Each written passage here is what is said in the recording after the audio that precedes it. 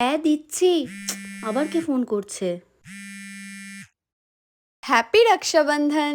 হ্যাঁ, হ্যাপি রক্ষাবন্ধন। কি করছিস? এই ও যাবে ওর দিদির কাছে রাখি পড়তে, তাই ওকে সব এগিয়ে দিচ্ছিলাম। এই সব দিনগুলো বড্ড খারাপ লাগে বল। হ্যাঁ রে, আমাদেরও যদি একটা দাদা বা ভাই থাকতো তাহলে আমরাও ধুমধাম করে সেলিব্রেট করতে পারতাম।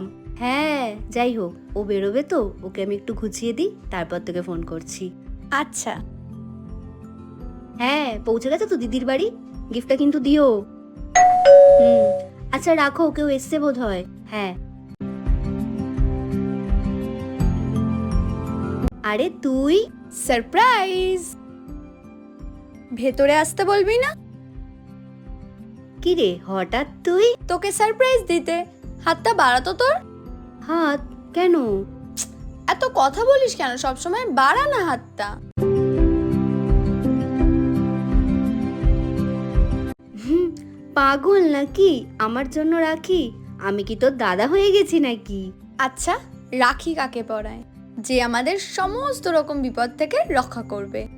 সে দাদাও হতে পারে, ভাইও হতে পারে, দিদিও হতে পারে। কোথাও তো লেখা নেই যে দাদা বা ভাইকেই রাখি পরাতে হবে। তুই আমাকে সবকিছু থেকে রক্ষা করিস, তাই আমি তোকে পরিয়েছি রাখি। এতে অবাক হওয়ার কি আছে?